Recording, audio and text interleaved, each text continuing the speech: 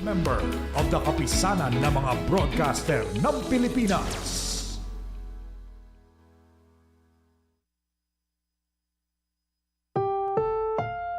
Ang susunod na programa ay rated PG. Patnubay at gabay ng magulang ay kailangan sa mga batang manonood. Sama-sama tayong matakam at matuto. Pinoy Flavors with Chef Jayson, where flavor meets heritage. Yummy! Hello, magandang hapon po mga ka-flavors. Nandito na naman tayo sa isang episode ng Pinoy Flavors with Chef Jayson, and we're doing an episode we've never done before. One, we have two guests dito sa studio tonight. And second, we have two perspectives about a very, very important topic, which is food dignity.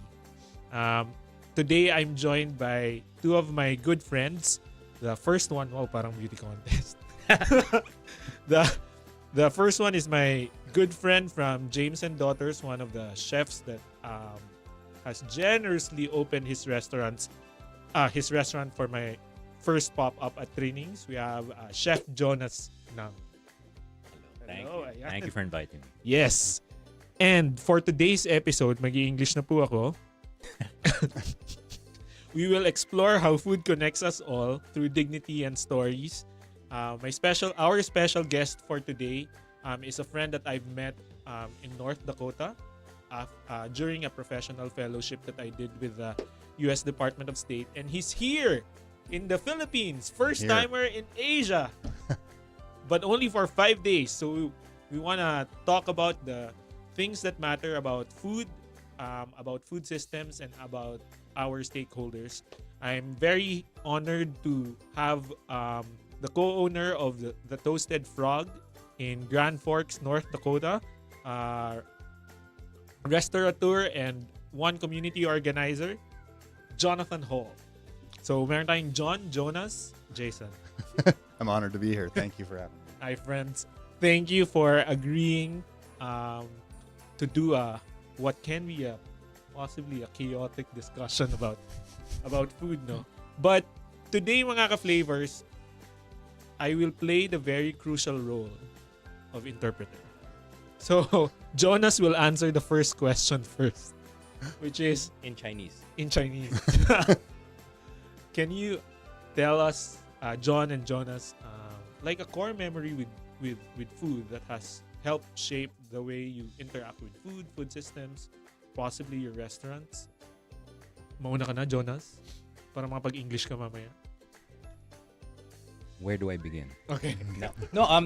There's a lot of food memories, and at the end of the day, it's all these food memories that make me who I am as a food person, right?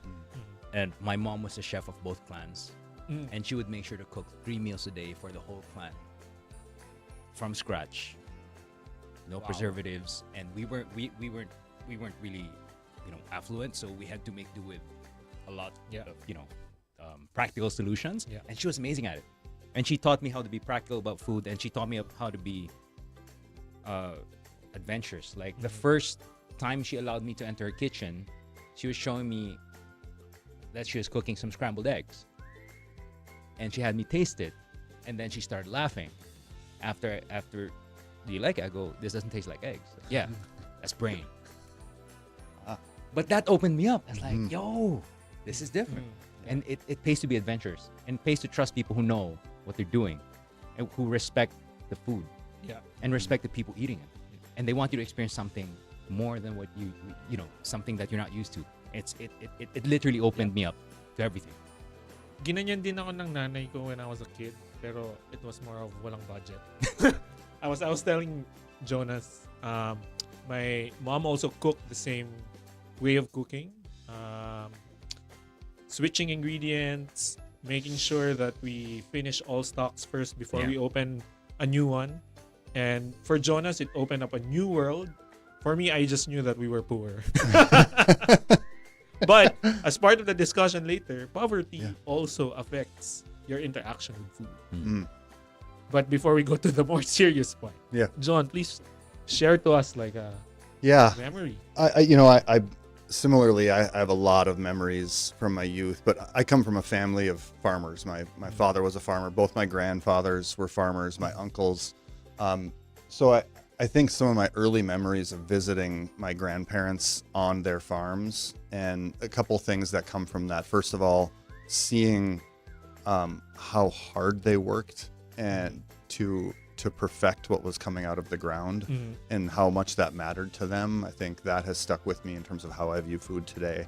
But I think also seeing sort of the daily process, and as you spend your day farming, seeing the importance of meals to the people that are working that day, and what that would do for them to come in for a hot meal for maybe 10 minutes before they were back in the field. So I think I saw a couple different perspectives of how hard it was to really to perfect something that was coming out of the ground, or at least try to perfect it. But also just food as fuel and nourishment, and what that could do for a person as they went about their day. Yes.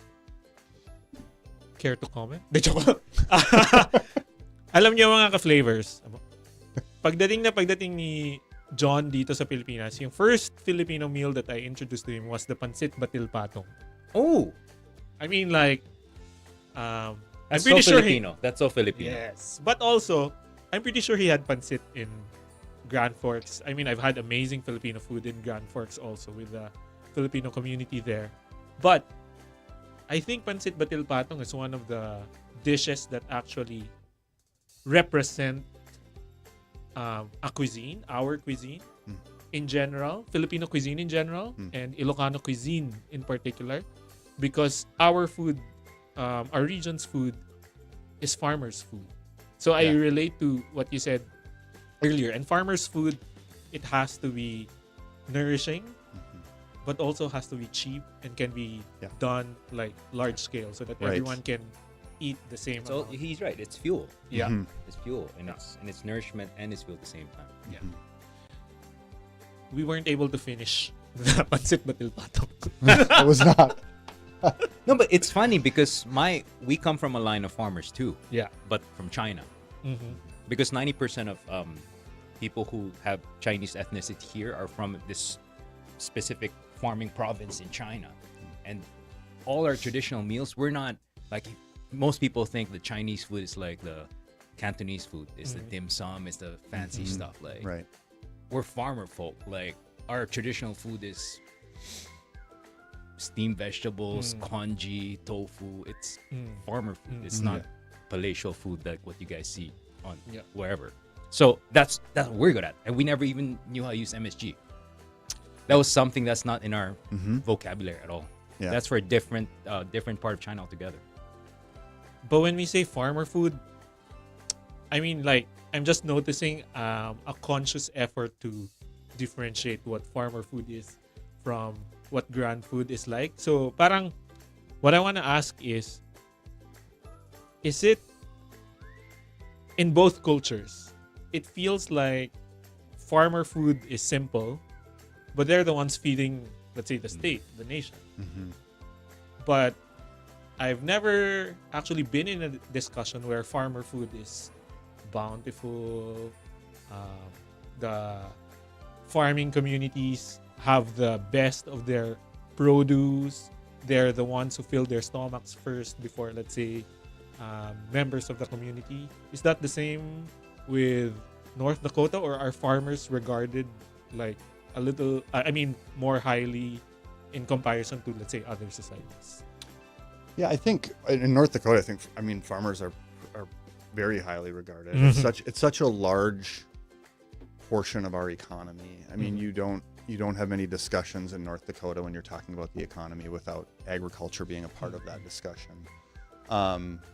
And because of that, I think we've seen many farmers that get elected to office and lead community discussions and things like that, because they're just such an integral part of. So I think they're held in high regard for sure in North Dakota. So I think bountiful is a great word. I think we do use words like that for sure in North Dakota. Yeah. Well, I do see I do see your point. It's because, like, especially when you spend time with these food producers, of course, being practical, and a lot of them can be characterized as practical. They'd rather sell the goods Yeah. instead of Yeah. like if you had, you know, if you can turn it into something, might as well turn it into something. Like I know I was working with some lobster farmers in Surigao. They're from Wow. Surigao. And they were like, Lobsters. why would we sell to you Manileños? You guys ask for discounts, you guys ask for payment terms, you guys reject, and you guys order in small quantities. We can sell, we don't even have to eat. We can have lobster any day. We're so sick of it. But we can turn it in, we sell to China, Singapore, Hong Kong. We get paid in US dollars in advance. And at peak season, it's ridiculous. So they have their own way of, because they might not necessarily see having their produce as luxurious, bountiful, and celebratory. They might see it as more of currency. Okay. Yeah.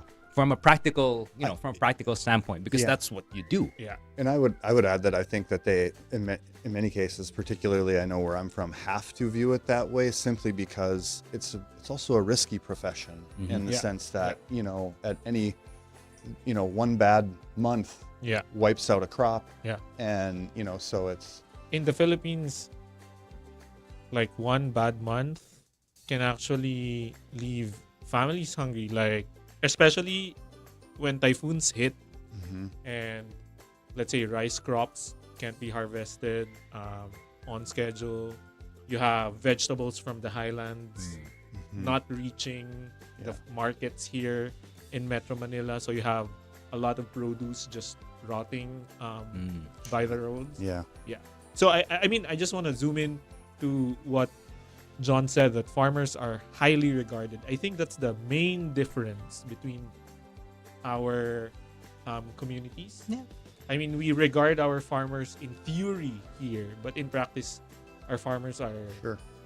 well, according to data, the members of the agricultural sector are the most vulnerable sectors in the Philippines. So you have your food producers going to be the most hungry compared to other people, having products that can't reach, let's say, Manila or the market. And I think that affects, in general, our conception of what good food is. High prices for, oh my God, like I went to a grocery and one broccoli is around 280. We're one of the most Yeah. expensive, especially Manila. I'm not sure Yeah. about the other outside, but we're one of the most expensive cities to eat in Asia in terms of cost. Inefficient. Why do you think that is? Extremely inefficient supply chain. Okay. That has it's how much time do you have? Yeah. How much time do you have? We have a lot. Okay, go. No, but it will take a while to make changes. It has to start from collaboration, working together. Yeah. Yeah. Has to start from people actually finding out, because we can talk as much as we can talk about anything, but actually spending time with them, being there, experiencing their pain points, that gives you a better perspective. Yeah. And you as somebody who has a platform, has a voice, who can articulate these things the way they can, Yes. that alliance with you, that collaboration with you becomes something more than the sum of its parts, right?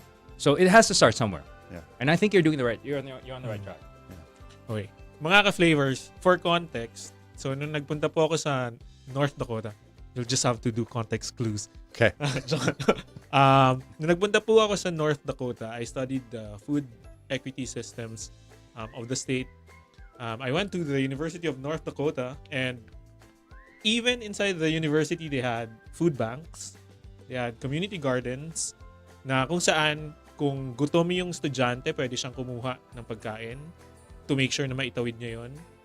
Kapag may gutom sa community, the garden is open for everyone.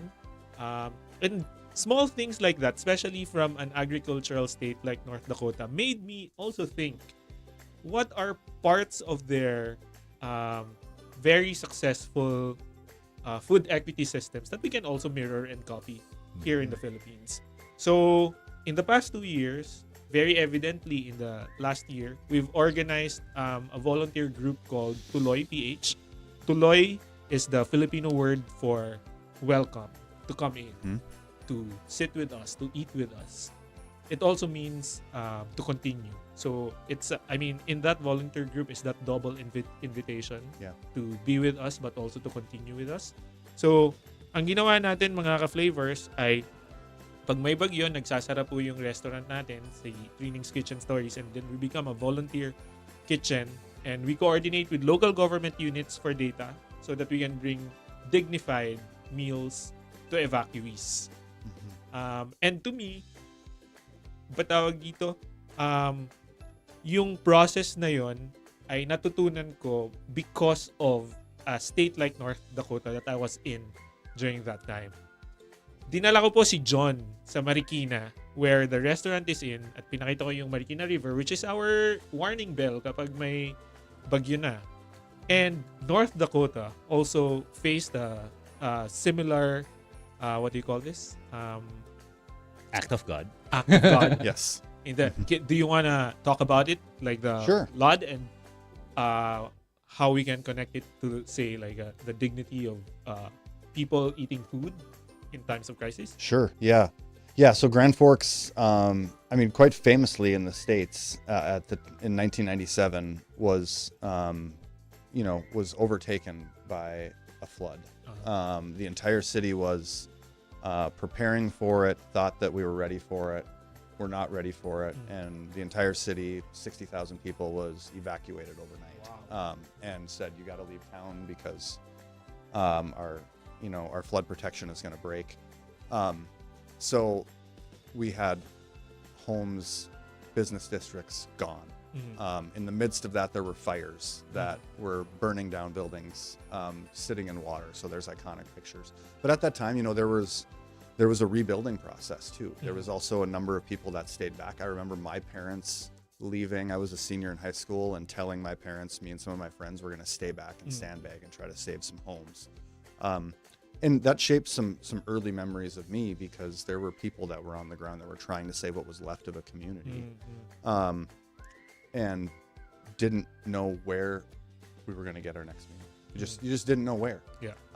And when you're working 24 hours a day around the clock, doing manual labor to try to repair things, food becomes really, really important. Yeah. So, I was mentioning to you guys earlier, just like I remember being, going 24 hours without food and seeing 4 blocks away, seeing the Red Cross truck and being like, okay, it's coming.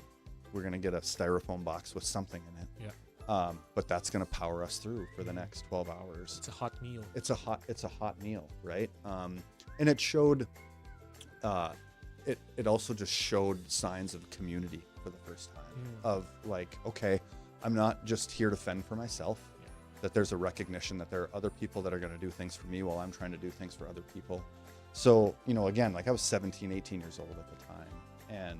And I think about now how that shaped how I view, Jonas these was things. 27 then. No, just kidding. Yeah.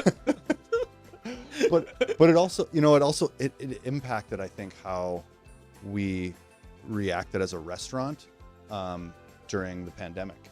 And, yes. Yes.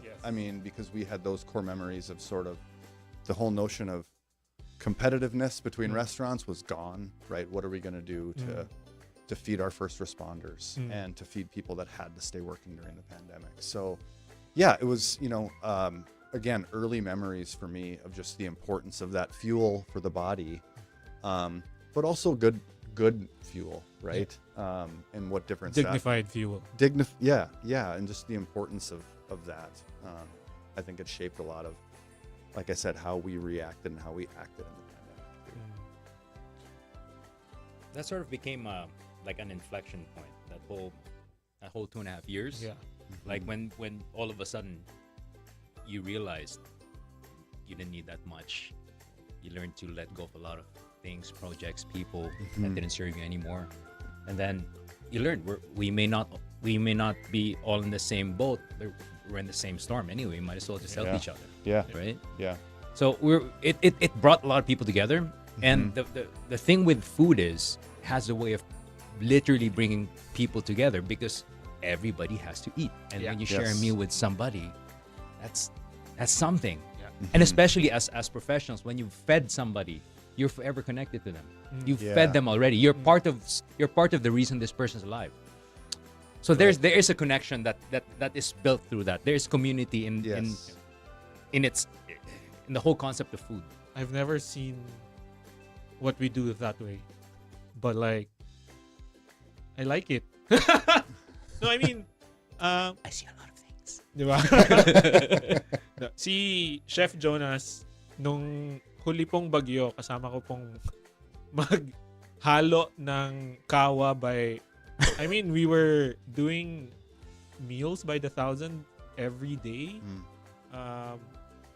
And I'd say that that's also the first time that I've seen like fellow chefs come together without ego. Just give me like a knife so I can prep with everyone else. You don't Yeah. have to give me the air-conditioned room. I'll cook whatever you want or need me to cook for our volunteers or for our evacuees. And I think that also helps the community own a reshaped version of food dignity or like feeding. It's making sure that care can be made into system. Yeah. Instead of just like feeling it alongside with everyone else. But at the same time, it also shows you the hardships of being in the industry and working with limitations in general. What can you say, Jonas? I pray to Saint MacGyver. Kids these days don't get it. Okay, sige. Let's lighten the question. Like, si John is here for 3 more days, I think. 3 more days. He's had... Please don't bring him to Potato Corner.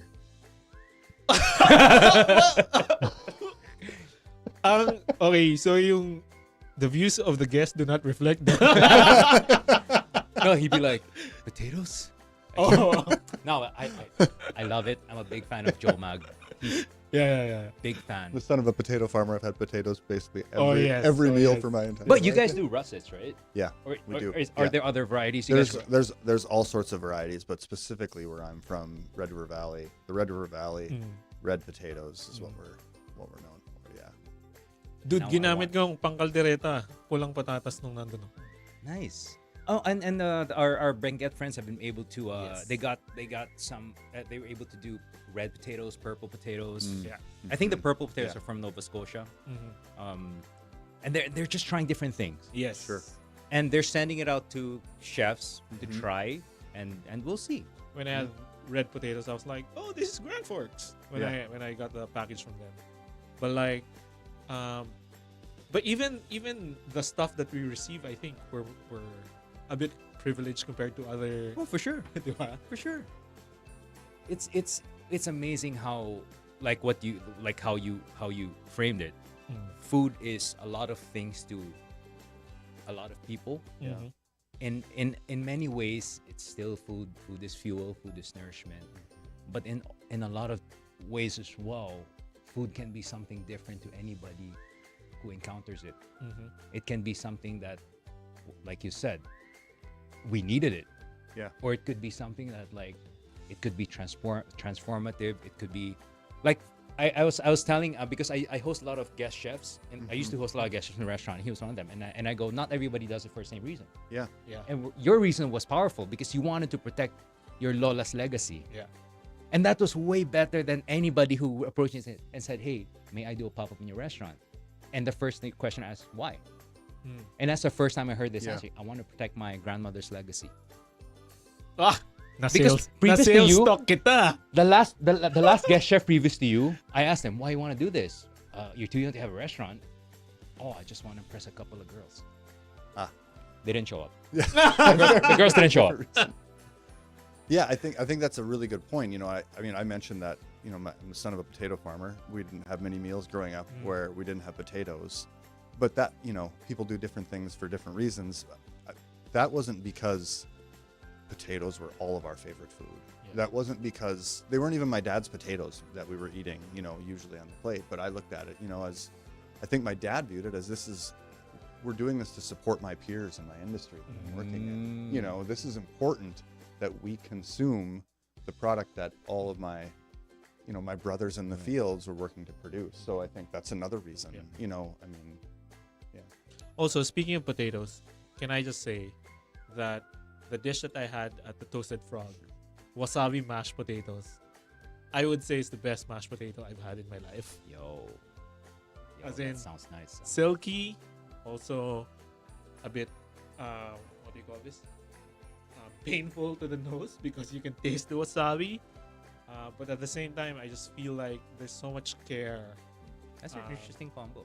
We haven't changed that in 20 years that we've been open. So Scott Franz, our original chef, who now owns Ellie's Ivy down the street from us. Also an excellent restaurant. Yep, absolutely. He came up with that. It's been a side dish option at the Toasted Frog for almost 20 years now.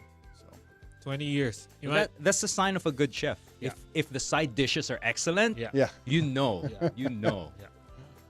But it's interesting how I was listening to you and you're like, yeah, potatoes every day, potatoes every day.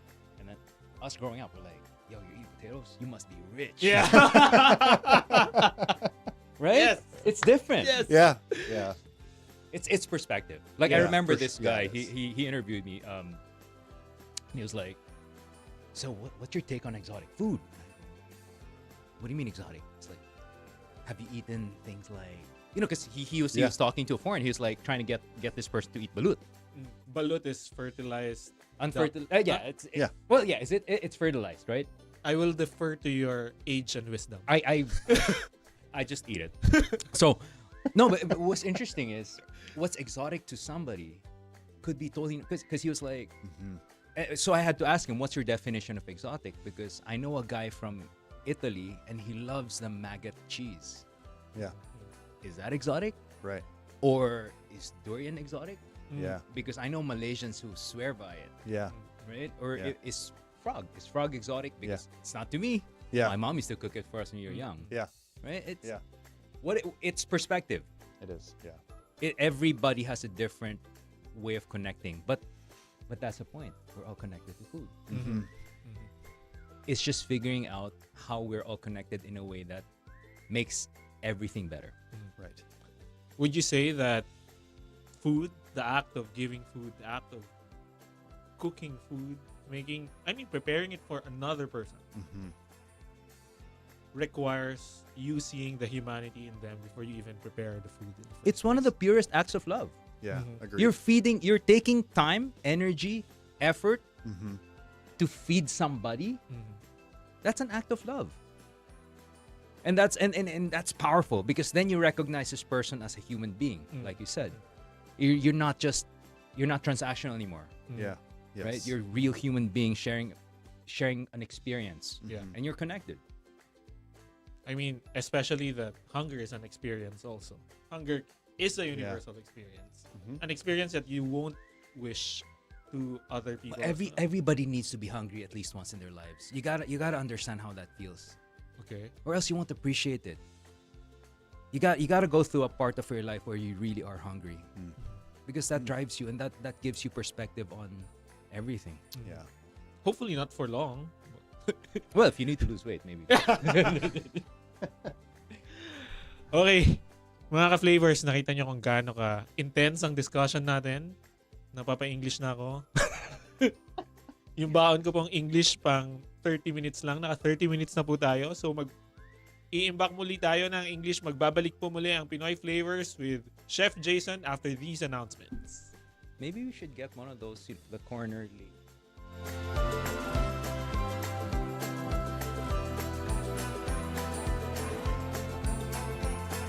Tuwing katanghalian, ikaw ang una sa balita. Nasa lansangan ka man o tahanan, maging una sa mahalagang usapin. Una sa may init na issue. At una sa malinaw at direktang ulat. Nahatid ng pinagsamang lakas ng mga mamamahayag mula sa Congress TV at IBC 13. Kasama sina Sai Chua, Naj Miravalles at Greg Gregorio. Alauna sa balita. Panoorin live mula Lunes hanggang Biyernes. Alauna ng hapon sa Congress TV Digital at IBC 13. Sa bawat balita, may koneksyon. Sa bawat issue, may kwento.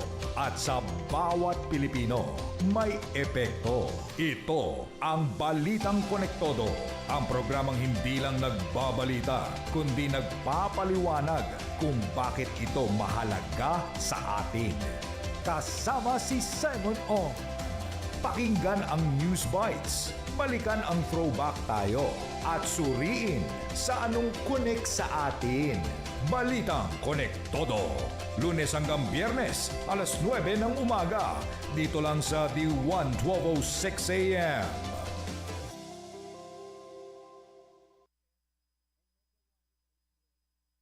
Magandang umaga! Bangon, bagong Pilipinas. Mas pinalakas at mas pinaigting ang inyong himpilan ng radyo sa umaga.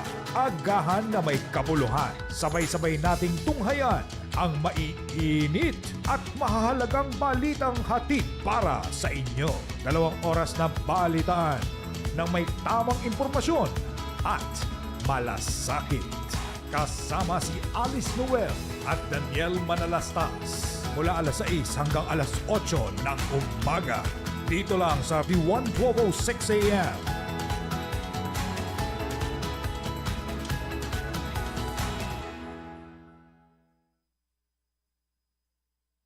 Turn up the energy and let the mobile circuit take you on an electrifying ride. Every Friday night, experience the ultimate party vibe as the hottest mobile DJs light up the airwaves. Spinning non-stop hits from 10 p.m. to midnight with The Sting and DJ Dreadnoks. Bringing the heat. It's a show that's guaranteed to keep you moving and grooving. Only on the 1206 AM.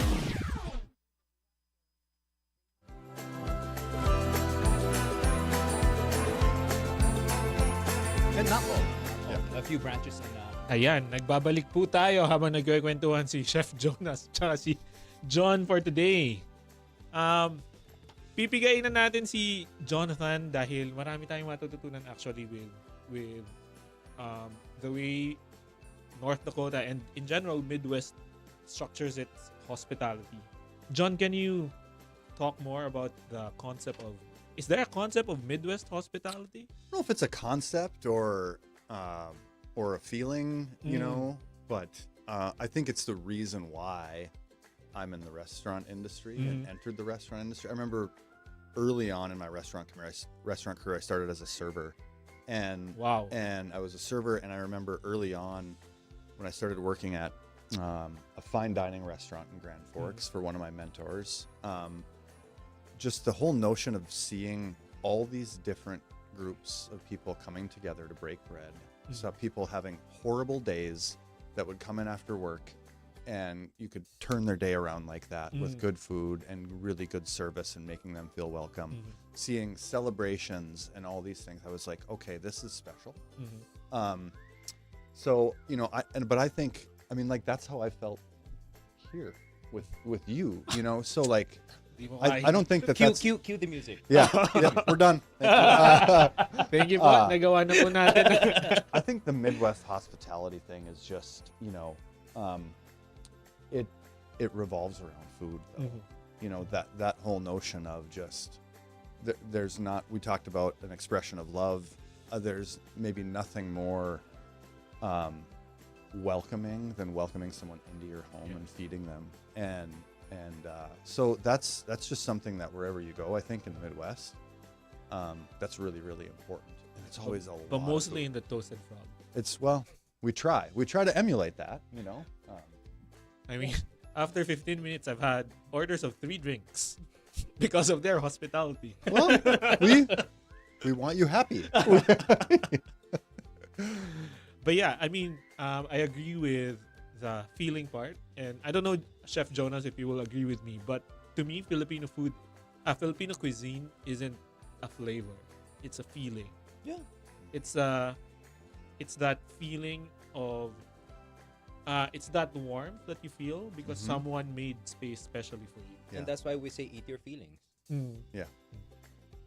Speaking of eating your feelings, like, what are 3 dish recommendations you have for John that he has to try before leaving the Philippines? In Jollibee? Oh, but we planned. We planned. Oh, you got it.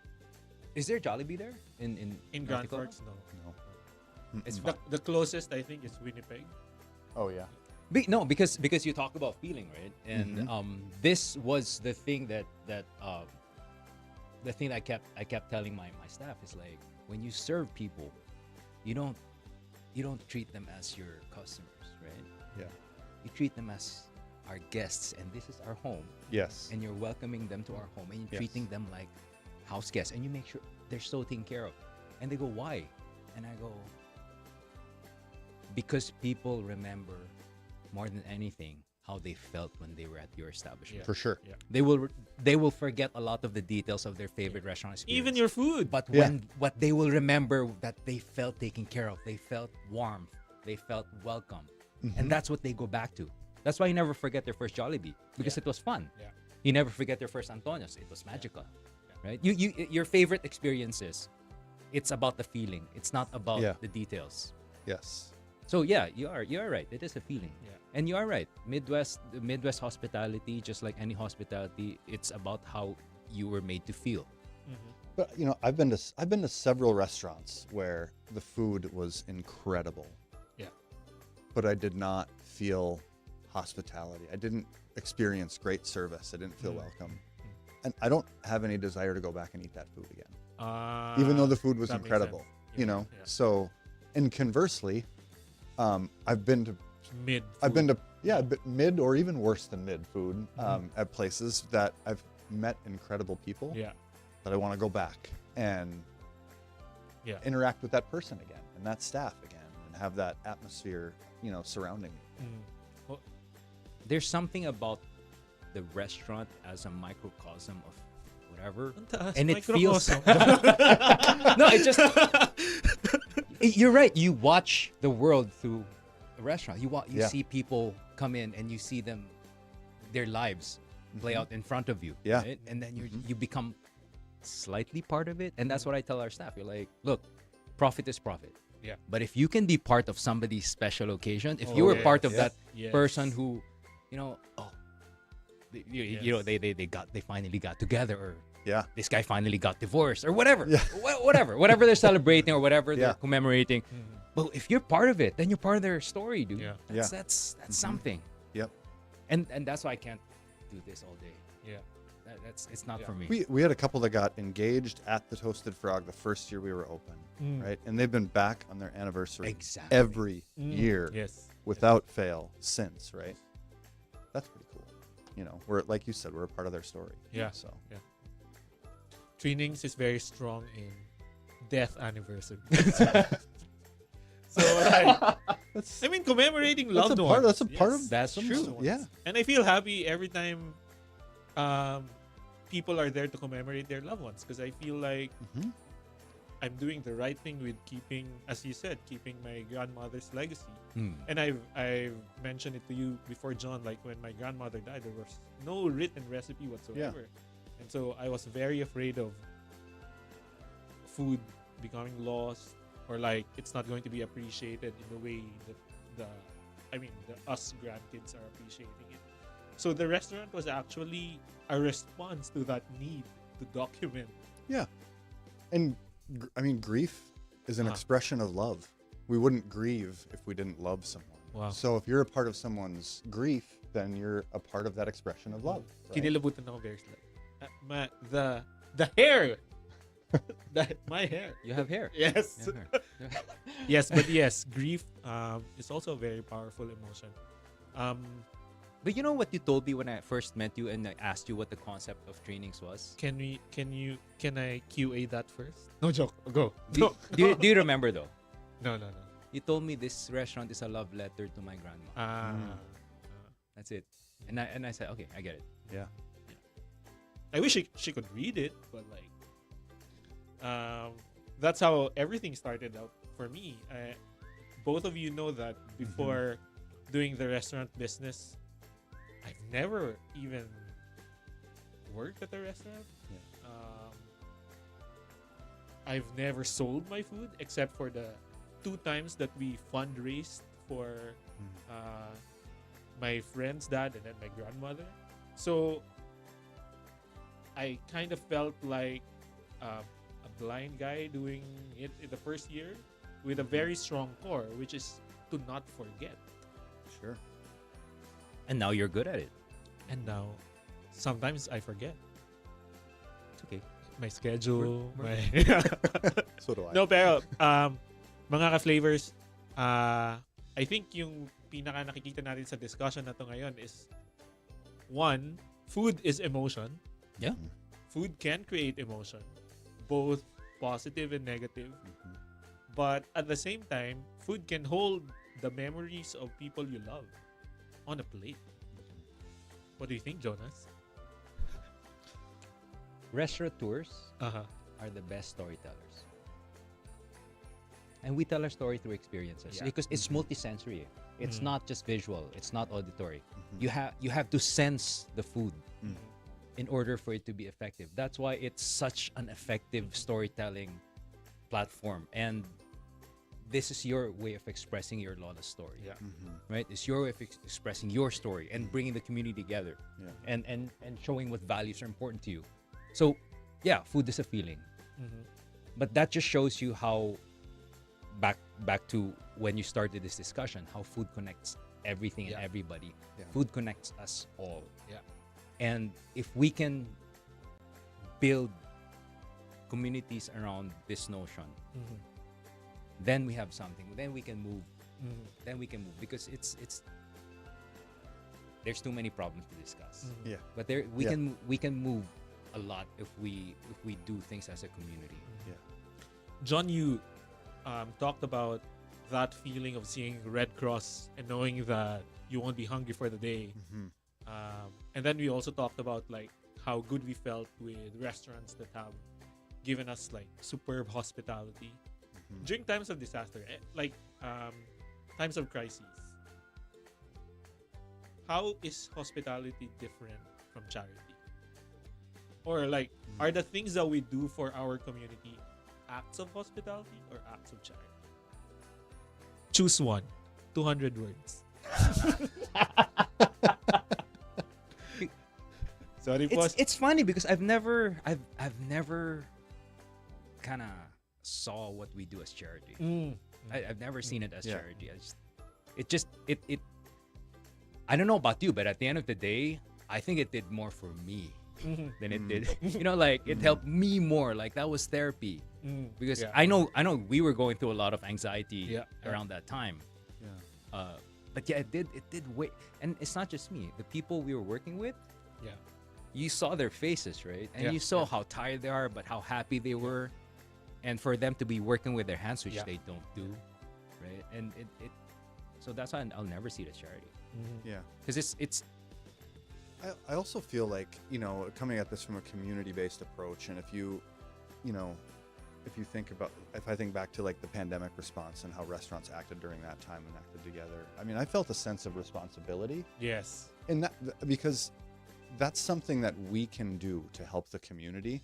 There are things that I cannot do that others are going to be able to do for me, right? There are, like our flood that we had, like I can't reconstruct a building. I don't have that skill set. That's not my company. I can feed the people that are doing that. Yeah. So when you're thinking about this from a community aspect and everybody using the resources that they have to make sure that everybody is propped up, this is what I can provide. Yeah. We can provide food. We have the systems to do that.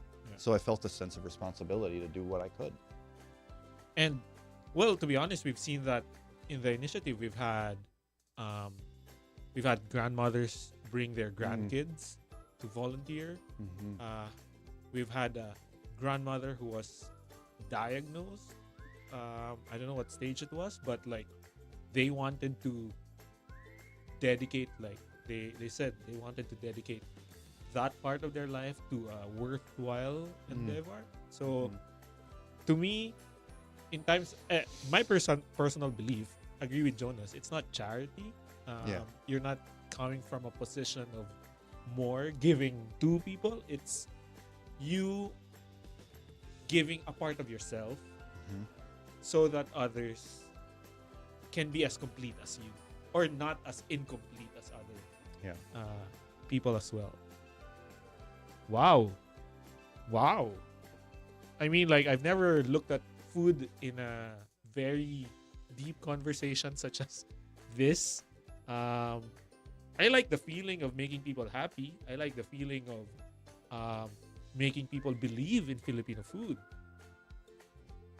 But to have that responsibility of, to understand that responsibility of this person is alive literally partially because of you and your food. This person is happy partially because of your food. It's a heavy thing to actually grasp. Right, Jonas? And food connected it. Yeah. It's all about food connected. Yeah. It will always go back to that. What do you think, based on your 2 days here, like, what do you think, are there things that you've learned with Filipino hospitality and vice versa? Are there things that you think Filipinos can learn about Midwest hospitality as well? Not a comparison, but like, let's get the best out of the Midwest and implement it in our restaurants. No, just What kidding. can we learn? Yeah. What can we learn from you guys? That's a hard question.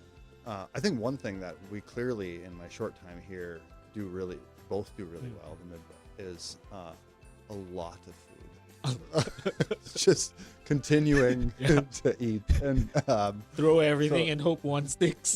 no, but just it's good, right? I mean, I've tried a lot of different things in Yeah. a short amount of time. I don't know. I don't know if there's any. I mean, every time that I eat somewhere new, I take things away. I mean, whether that's flavor profiles, whether that's how it was served to me, whether that's something as basic as portion size, something like that. So I don't know. I'm gonna have to take it all in for 5 days and debrief a little bit. Okay. But I don't know, man. I don't know if there's anything that you can necessarily learn from. It would probably be the same experience for when you were in North Dakota, or if you came. That You know what I did notice is what you mentioned. His servers were engaging. A lot of people here, they're afraid to engage. yeah. They're afraid to say, "Hi, how can I help you today?" Yeah, we talked about that. That is one interesting thing, like with beverage service, for example. Yes, like yes. that's it's not uncommon, like where I'm from, for you to be served your beverages before a menu is handed to you, right? So you have time to, okay, we're gonna sit back, we're gonna maybe do a cheers with the table and relax here. So yeah, that's an important part. I mean, we've said for years that people don't come to our restaurant to see my business partner and I. I mean, except for maybe my parents. They come to see the servers, and they ask for certain servers. Jesse, what night are you working? Because I want to come in that night, and I want to sit in your section and be waited on by you. So my first restaurant, the fine dining restaurant that I worked at, my first serving job, we had business cards that when we handed a check, your server, I put my business card in, so that if they liked the way that I served them, next they time can they go came back. back, they would ask for me. Or when they called to make a reservation, they would say, Interesting. I want to sit in John's section. So, the importance of that's the front lines of the guest interaction, Yes. right? So we put a Yes. high value on that for sure. That's interesting, huh? Wild. I mean, because I'm a cheapo.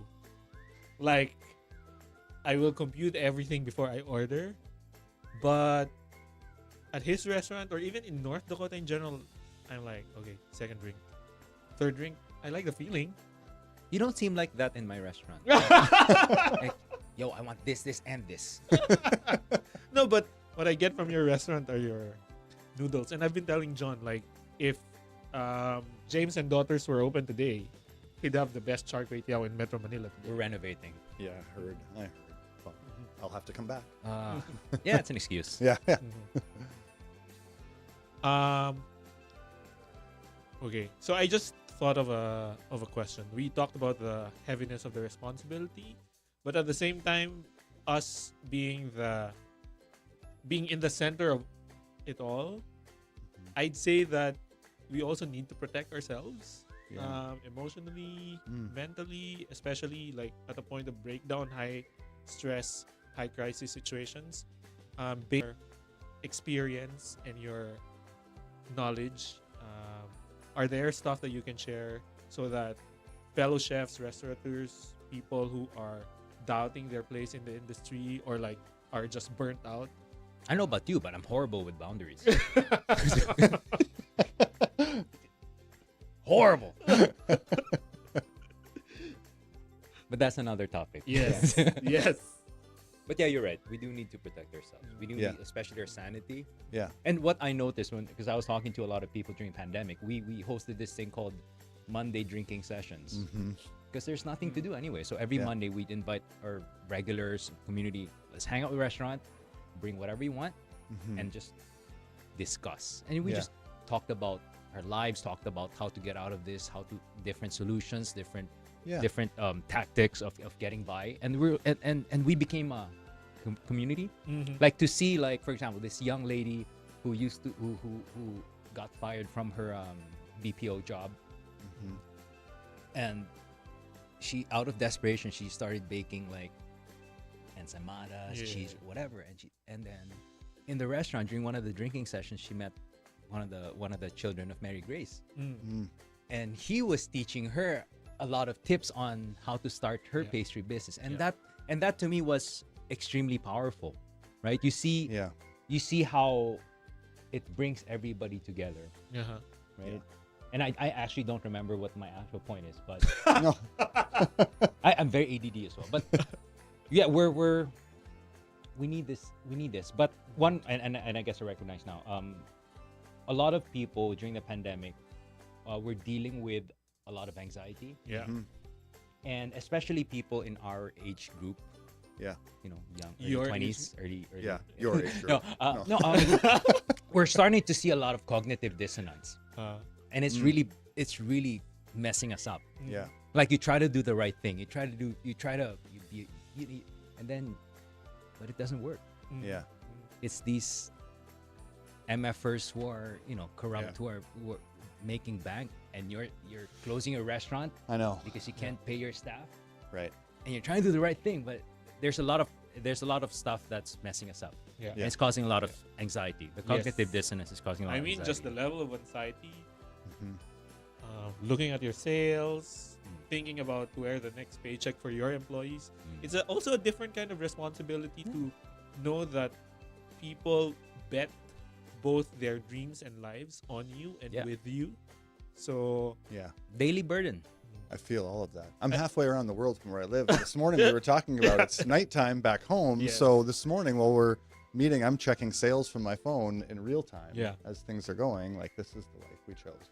I think also, though, that's really important in terms of what I would say to restaurateurs and chefs is that I've found that it's really, really, this is a hard profession.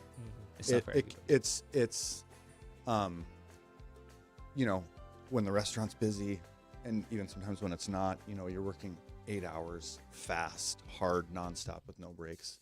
You have to try to find opportunities to inject fun into what you're doing. It's really, really important. So like with our staff, as the owners of a restaurant, you get to mess around with dishes and recipes and things like that all the time if you want to, right? We felt it's important to let our staff do that too. Yeah. Like when you're at work, Yeah. hey, you want to try to create something? Create something. Do that. Celebrate wins and little things, right? We don't take enough time to just sort of step back and say, okay, I just worked really, really hard. Let's all celebrate that together. I want to do something for you all, or we're going to do something together as a team, and we're going to have fun. So I think it's hard because you get caught up in the moment. You realize, a month went by, and so you have to make a conscious effort to try to say, like, hey, this week hasn't been very fun. Let's do something fun tonight. But it goes into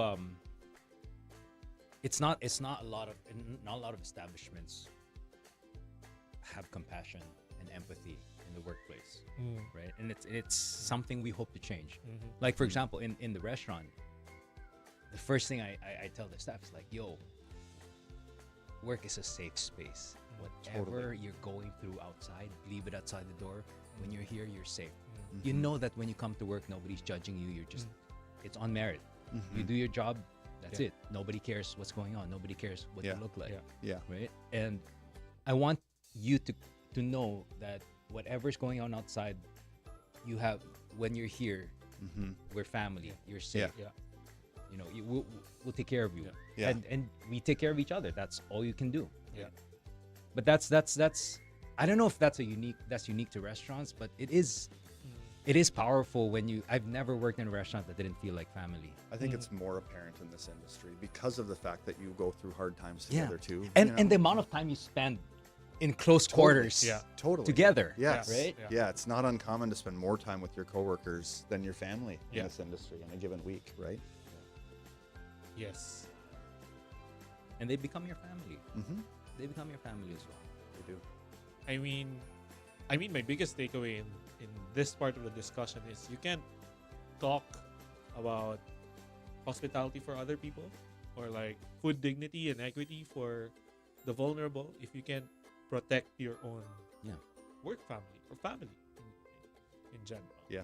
Okay. Can you believe we only have 2 minutes for That's this an, show? that's an entire relationship. So Got time for 5 more questions. yeah, 5 more questions. But like, if there's if you want to invite people to your next gigs, your new restaurant in how many months? I think sometime in March. will Oh be- my will be gosh, good. March! So we're opening. Sabay? We're doing March also for the second restaurant. We'll go to each other's Yes. whatever. Like I'll, Yes. Okay. So invite them. You have a pop up, and then John. I mean, Yeah. whatever lesson or. I mean, obviously you can You- invite the Filipino community in Yeah, North Dakota. come to North Dakota. Yeah. Hey, I have a MAGA hat. Somebody gave me a MAGA hat. I'll wear it when I go there. No, sorry. I would. The views of the guest do not reflect the views of the host and the I will network. say- He thought I he was- thought I would. He thought. Hey, I said, hey, nice red hat. You can have it. Sorry. You can't. You're unlikely to come to North Dakota, but with technology and today, feel free to reach out to us through social media, whatever. I'd love to connect with anybody. So That'd be Yeah. amazing. yeah. But yeah, and I hope you guys can make it. I have a pop up in University Hotel in UP Diliman nearby. Yeah. So we're taking over. I'm taking over part of the hotel and just doing a simple dinner, and it's just to highlight the produce from Benguet, my friend's charcuterie, the sustainable fish from Zamboanga that this company You're I having work it with. tomorrow. Excellent. Which one? Tindagat? Yeah. Nice. So they're fishing they work with fishing communities and they pay them way higher than market standards as long as they do it sustainably. Nice. Really cool. And then you can trace the provenance and origins of each piece of fish you get. Yeah, that's awesome. And who caught it? So That's nice. So nice. Okay. So, ito naman po, natapos na naman po mga ka-flavors ang isang episode ng Pinoy Flavors with Chef Jayson. Chef Jonas, maraming salamat for coming out of your hiatus and your cave And to going all the way to Diliman. No, Yes. but I hope you can make it Monday or Tuesday. Yes, It would definitely. Be, it would, I'm going, I think 27. Yeah. And John, this is a once in a lifetime opportunity for me. Thank you for Same. guesting today, and I've been learning a lot just by talking to John. In fact, like wasabi potato. yes, wasabi potatoes, and they have cinnamon ice cream, pear pie with cinnamon ice cream. We talked about meals that have shaped us. I would say that some of the best meals, in fact, the best meal I've had in America was from your restaurant, the fried pickles. I only realized I like fried pickles after. With Havarti cheese. So, ayan mga And we're ka-flavors. Habang nagugutom kami, Magpapaalam na po kami. Ito po ang Pinoy Flavors with Chef Jayson. Kasama ko today si Chef Jonas Nang from James and Daughters. James and daughters. And Jonathan Holt from the Toasted Frog in Grand Forks, North Dakota. First time natin ever magkaroon ng, I think, foreigner na guest at nairaos natin. At iraraos natin next week ulit mga ka-flavors dito lang sa Pinoy Flavors with Chef Jayson.